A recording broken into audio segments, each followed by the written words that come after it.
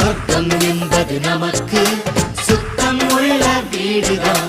சுத்தம் என்பதை மறந்தால் நாடும் குப்பை மேடுதான். உலாவும் நிலாவில் வெள்ளை அடிக்கலாம். எங்கேயும் எப்போதும் சுத்தப்படுத்தலாம். சொர்க்கம் என்பது நமக்கு சுத்தம் உள்ள வீடுதான். சுத்தம் என்பதை மறந்தால் நாடும் குப்பை மேடுதான்.